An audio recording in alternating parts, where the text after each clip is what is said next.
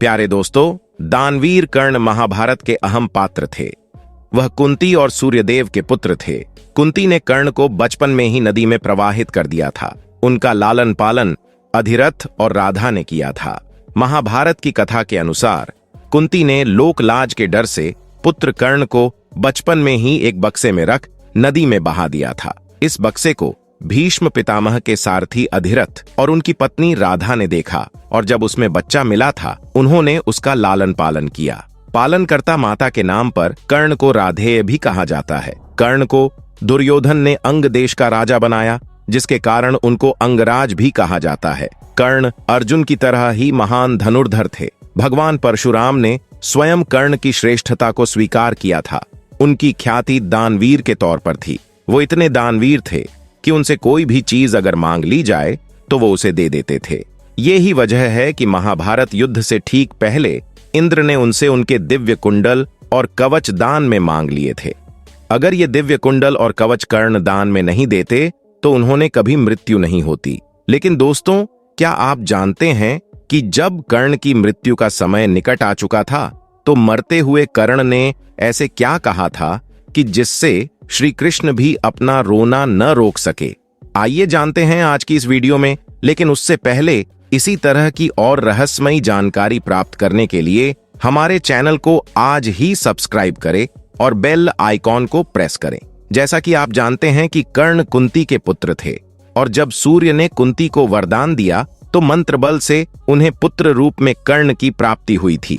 चूंकि उस वक्त कुंती अविवाहित थीं, इसलिए उन्होंने कर्ण का त्याग कर दिया और बाद में उन्हें एक रथ चालक ने पाला। रथ चालक का पुत्र होने के कारण उन्हें सूत पुत्र कहा गया।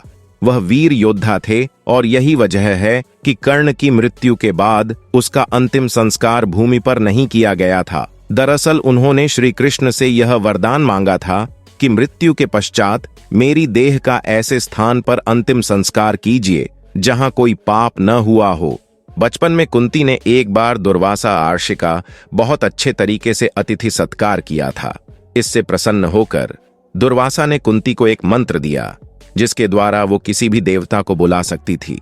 एक दिन कुंती के मन में उस मंत्र को आजमाने का ख्याल आया। वह बाहर निकली तो देखा कि सूर्य अपनी पूरी भव्यता में चमक रहे थे।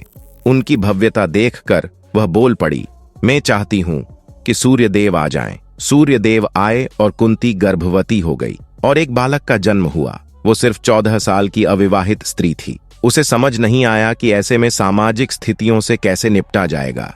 उसने बच्चे को एक लकड़ी के डिब्बे में रख दिया और बिना उस बच्चे के भविष्य के बारे में सोचे उसे नदी में बहा दिया। उसे ऐसा करने में थोड़ी हिचकिचाहट हुई, पर वो कोई भी कार्य पक्के उद्देश्य से करती थी।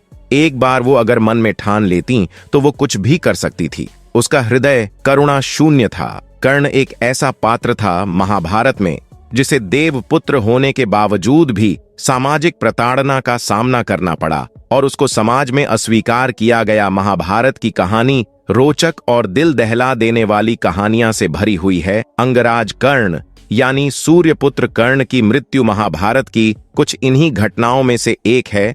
ये बात तो हम सब जानते हैं कि कर्ण की मृत्यु ने दुर्योधन के बल को चकनाचूर कर दिया था।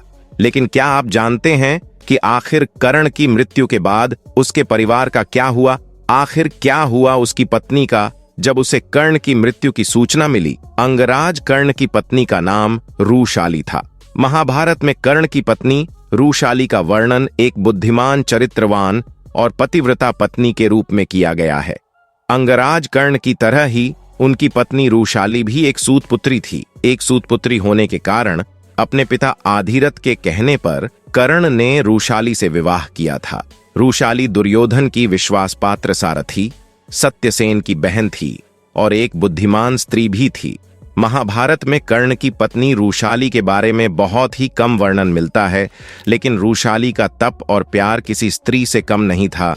महाभारत में उसे सत्य और निष्ठा का पालन करने वाली एक धर्ममां स्त्री के रूप में दिखाया गया है। ऐसा कहा जाता है कि रूशाली को द्रौपदी के चीरहरण की खबर पहले ही लग गई थी। रूशाली ने दुर्योधन और शकुनी के इरादे को पहले ही भांप लिया था। रूशाली ने द्रौपदी के चीरहरण को पहले से ही रोकने का पूरा प्रयास भी किया। लेकिन होनी को कौन टाल सकता है?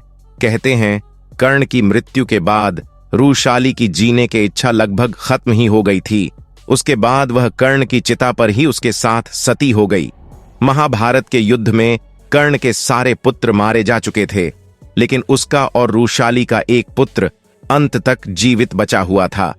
जब रूशाली को कर्ण की मृत्यु की सूचना मिली, तब उसे पता चला कि उसका दाह संस्कार किया जा रहा है, तो वह भी युद्ध भूमि में पहुंची। और उसके बाद जब कर्ण की चिता पर आग लगाई गई, तब उस समय रूशाली भी उनके साथ सती हो गई। कहते हैं रूशाली और कर्ण का एक पुत्र जीवित बचा हुआ था। जी हां, ऐसे तो कर्ण के 9 पुत्र थे। कहते हैं रूशाली तो कर्ण के साथ सती हो गई, लेकिन सुप्रिया, माता कुंती, गांधारी और धृतराष्ट्र के साथ वन में तप के लिए चली गई थीं। कहते हैं कर्ण के यह 9 के 9 पुत्र बड़े ही तेजस्वी और पराक्रमी योद्धा थे, और यह सब अपने पिता के समान ही हर युद्ध कौशल में माहिर थे। महाभारत के युद्ध में कुरुक्षेत्र के युद्ध भूमि पर कर्ण के पुत्रों ने खलबली मचा दी थी। उन्होंने अनेकों पांडव योद्धाओं को हराया और भारी मात्रा में पांडव सैनिकों का संहार किया। कर्ण के पुत्रों ने युद्ध में वह रण कौशल दिखाया जिसे देखकर अनेकों पांडव योद्धा भयभीत होते उठते थे। अपने पिता कर्ण के समान यह भी पांडवों की विजय में बहुत बड़े भ्राता थे। पांडव जानते थे कि बिना कर्ण और उसके पुत्रों के दमन के वह युद्ध नहीं जीत सकते।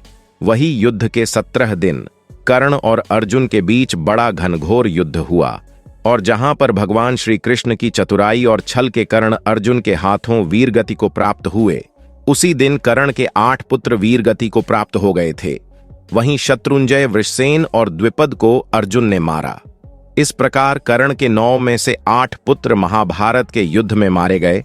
कहते हैं वृक्षकेतु कर्ण और रूशाली का इकलौता जीवित पुत्र था।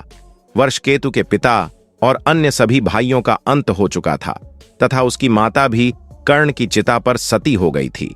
वृक्षकेतु अकेला हो गया था। उसके सभी अपने चल बसे थे, लेकिन इसके बाद भी उसने कभी भी अपने मन में बदले की भावना नहीं डाली। वृक्षकेतु का बचपन दरअसल अपनी माता यानी रूशाली के साथ ही बीता था, इसलिए उसके चरित्र पर उसकी माता का प्रभाव पड़ा।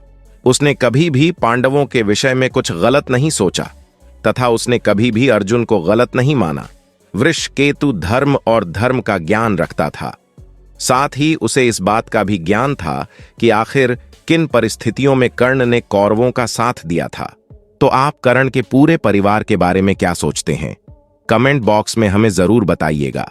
अगर कर्ण कौरवों का साथ नहीं देते तो क्या होता, यह भी हमें अवश्य बताइएगा। तो वीडियो पसंद आई लाइक करें, शेयर करें और चैनल को सब्सक्राइब करना बिल्कुल न भूलें। धन्यवाद।